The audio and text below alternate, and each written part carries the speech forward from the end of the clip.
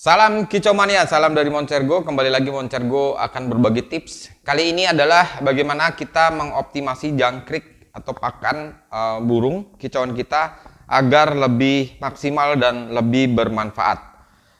Pada dasarnya jangkrik ini adalah memang makanan pokok dari burung-burung kicau, terutama burung murai, kacer, cak ijo. Mereka itu memang burung-burung yang memang dilombakan, dan teman-teman tahu, teman-teman paham bahwa setiap hari burung-burung gacon kita adalah mengkonsumsi jangkrik yang jarang sekali orang tidak memakai jangkrik. Mungkin ada beberapa yang memang settingannya tidak menggunakan jangkrik.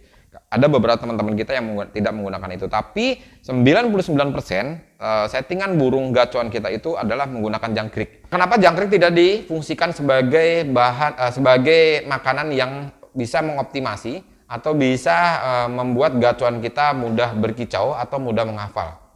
Jadi akan jadi sangat penting karena jangkrik ini memang dikonsumsi setiap hari oleh burung gacuan kita. Yang pertama adalah jangkrik itu memang harus disimpan dengan baik, tidak boleh terpapar matahari langsung, tidak boleh di tempat yang lembab. Seperti itu teman-teman. Kenapa? Karena tadi burung kita itu selalu mengkonsumsi yang namanya jangkrik. Nah, jangkrik ini kan makan teman-teman. Nah, jangkrik ini juga ketika burung gacuan kita makan itu tidak pakai dibuang kotorannya atau segala macam, tidak. Tetapi memang seluruhnya dimakan. Seperti itu, mungkin selain jari kaki yang tajam seperti itu memang harus dibuang karena itu akan merusak pita suara ketika nanti dia nyangkut di leher burung atau di tenggorokan burung, tenggorokan burung gacuan kita. Jadi jangkrik kakinya memang harus dibuang standarnya. Terus yang pertama tadi adalah penyimpanannya kita juga harus perhatikan, jangan terpapar matahari langsung atau jangan di tempat yang lembab. Itu wajib diperhatikan teman-teman. Terus kebanyakan juga ketika kita membeli jangkrik itu banyak juga jangkrik yang mati barengan dengan jangkrik yang hidup. Sementara jangkrik ketika makanannya kurang dia akan kanibal teman-teman.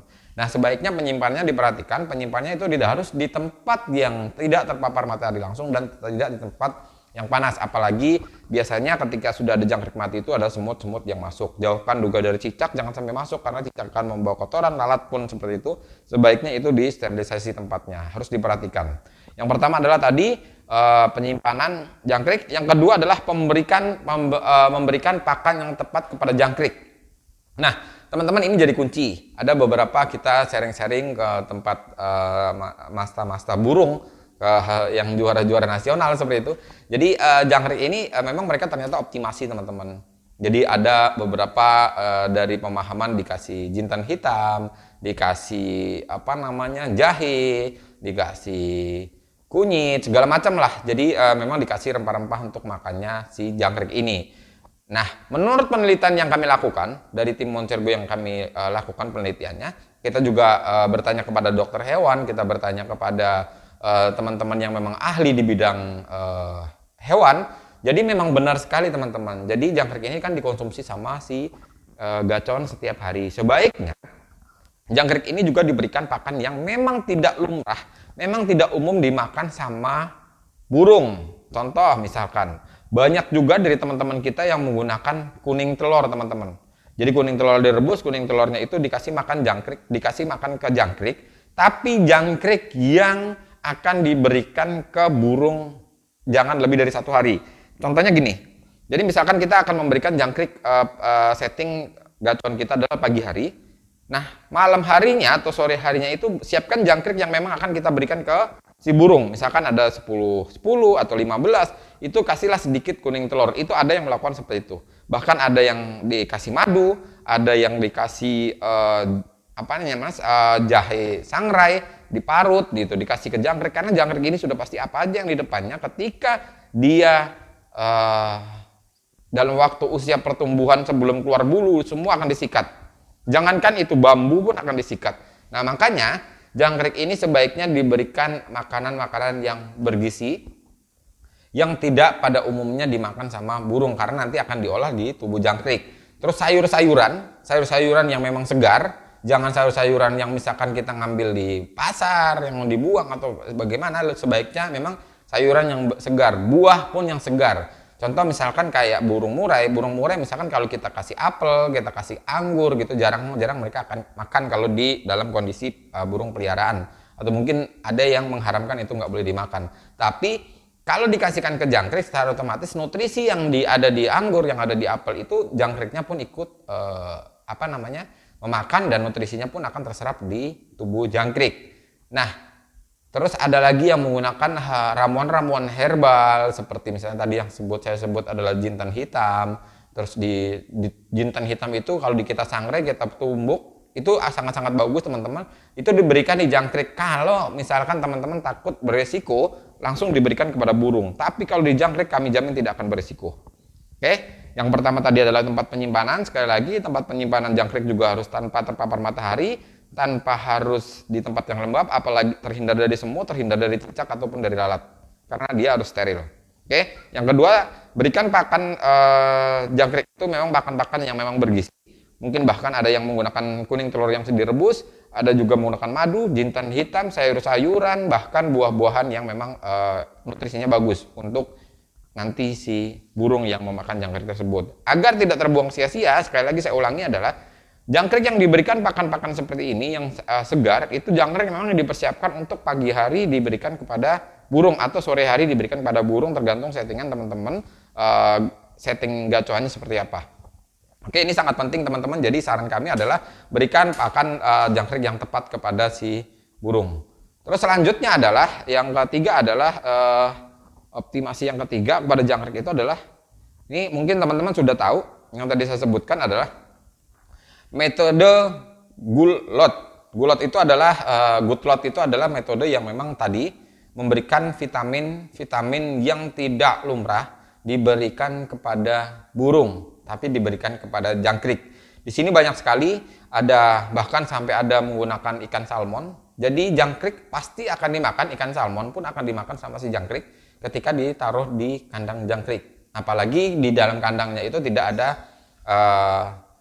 makanan. Jadi ada juga yang sampai menggunakan daging, ada juga yang sampai banyak sekali sampai telur ikan apa segala macam diberikan ke jangkrik, lalu jangkriknya diberikan ke murai. Walaupun banyak yang sudah tahu, tapi kami yakin bahwa teman-teman Kicomania di seluruh Indonesia, terutama penonton channel Moncergo ini, yang belum begitu familiar dengan optimasi di pakan jangkrik terutama, agar si burung gacoan kita semakin mewah.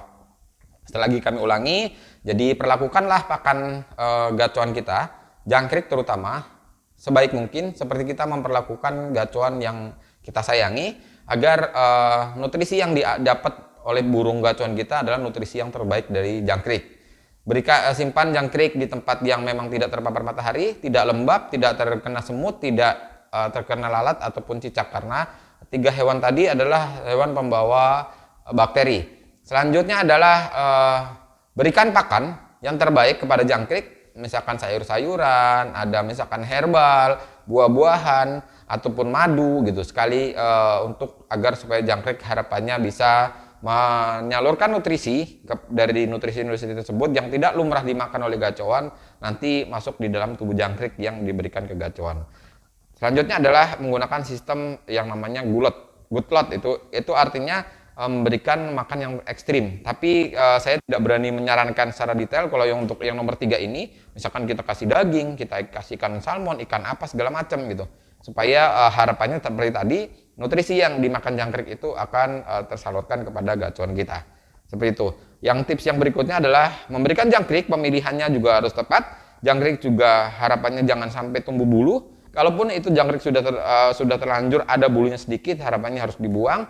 Yang selanjutnya adalah kaki jangkrik memang wajib kita buang. Apalagi ujung jangkrik kaki yang belakang yang 2 itu memang ada duri-durinya. Takutnya ketika tertelan atau misalkan dalam burung kita menelan itu tidak tepat atau menggores pita suara si burung, itu akan menjadi rusak.